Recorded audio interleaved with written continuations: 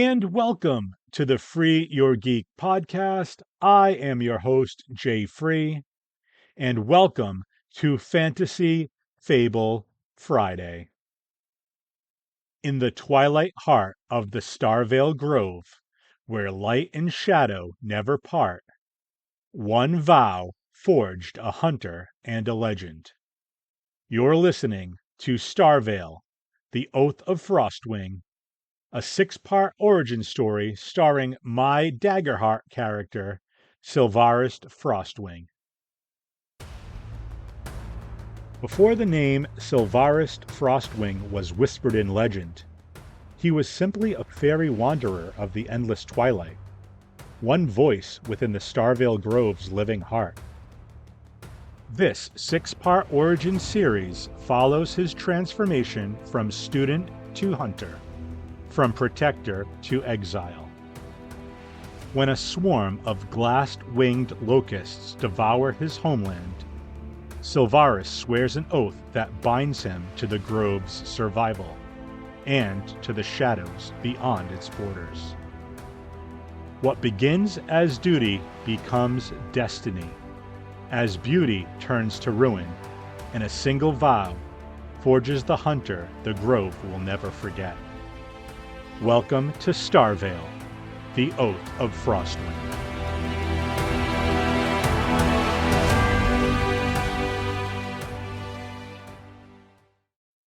Previously on Starveil, the Oath of Frostwing. The Amber Court's whispers faded, but their echoes lingered within Sylvaris' scar. Now Starveil Grove calls him Protector, even as new shadows rise from the hollows left by the swarm.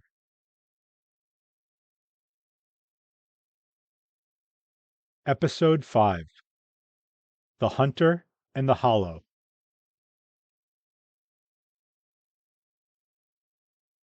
Three months passed before the Grove dared to breathe again.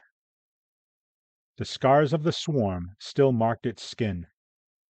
Bark split in spirals, patches of ground where nothing grew. But life had begun to return in stubborn green curls. New shoots broke through ash, and birds sang in cautious fragments. Sylvaris moved among them with the stillness of habit. He had become Starveil's watchful pulse, walking its borders before dawn and after dusk, listening for anything that didn't belong. He no longer carried the unease of a novice. His movements were precise, practiced. Each rustle of wind or shift in scent told him a story of balance or threat. The Grove had accepted him as its warden, and in return he gave it everything: sleep, solitude, the simple comfort of forgetting what he'd lost. The scar on his cheek had faded to a pale mark, though sometimes it burned when the forest grew cold. That night, quiet turned to warning. A cry echoed through the canopy. Not an animal's call, but something panicked and human. Sylvaris froze.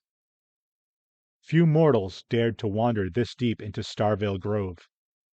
Fewer still survived the attempt. The cry came again, faint and broken, from the northern hollow where the trees grew bent and narrow, like the ribs of some buried beast. He ran. The forest blurred around him, his lantern's light streaking against trunks slick with dew. He moved without touching the ground for more than an instant, wings half open to steady his stride. The cry came once more, weaker now, before falling silent. When he reached the hollow, the air had turned heavy, filled with the scent of rust and wet stone. A merchant's cart lay overturned beside the stream. its wheels half submerged. Crates split open, spilling bolts of dyed cloth that had already begun to rot. A lantern floated in the water, its light dimming. No bodies, just tracks and something worse. The mud bore deep grooves where hooves had dragged, ending in a scatter of broken reeds. Beyond them, claw marks scarred the trees. Sylvaris crouched low, touching the prints. They were fresh. The shape of claws reminded him of wolves, but broader, heavier. The smell told another story, earth and rot, but also sweet decay, the kind that clung to things that refused to die properly. The grove whispered the word before he could think it. Hollow spawn. They were remnants of creatures emptied by the swarm, shells animated by the corruption that lingered in their bones. Few survived long after the locusts' passing, but those that did learned hunger in new ways.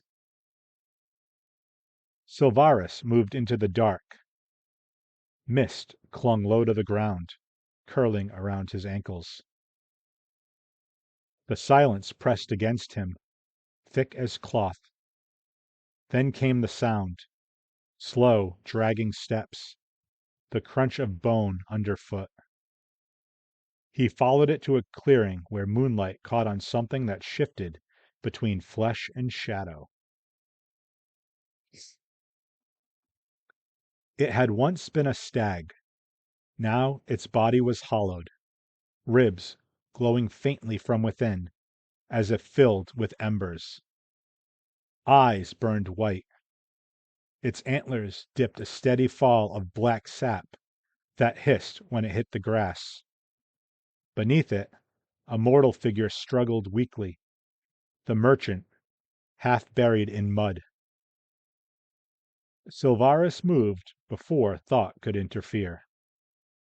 The spear left his hand in a clean arc, striking the creature's flank. The hollow stag turned with a noise that was neither roar nor breath, only the rush of air through an empty shell. It charged.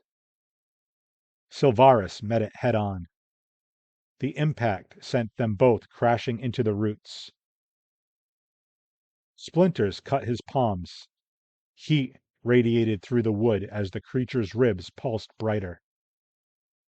Sylvaris rolled aside, grabbed the spear, and drove it upward. The blow struck deep, splitting the chest wide. For an instant, he saw the heart inside.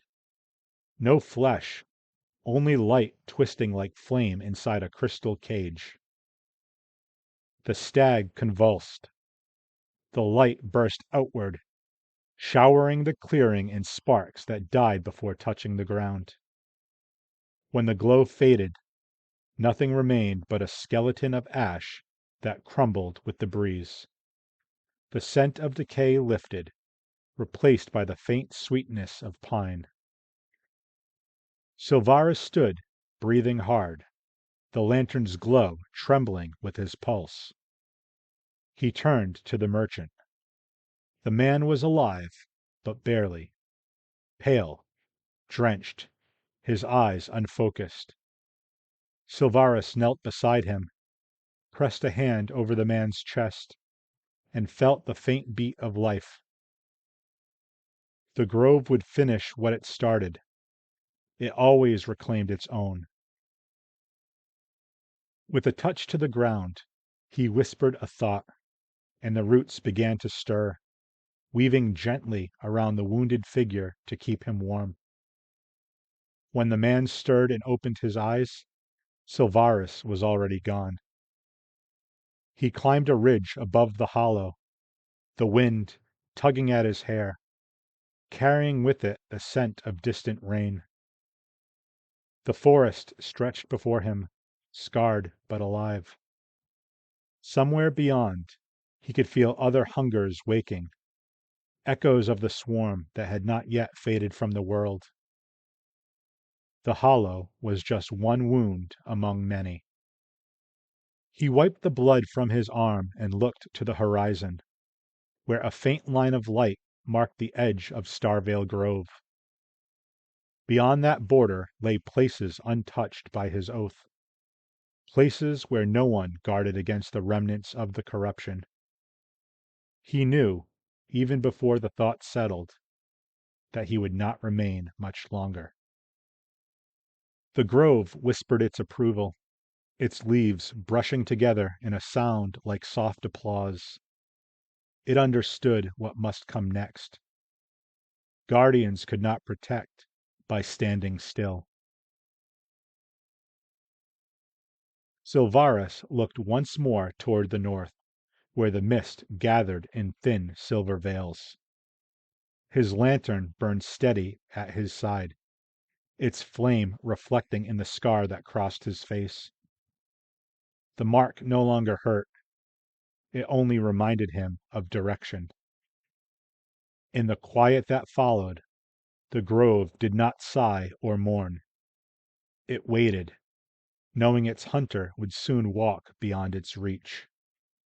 I hope you enjoyed this chapter of Starveil, the Oath of Frostwing. Join us next week on Fantasy Fable Friday as the adventure continues here on Free Your Geek. Thank you so much for listening.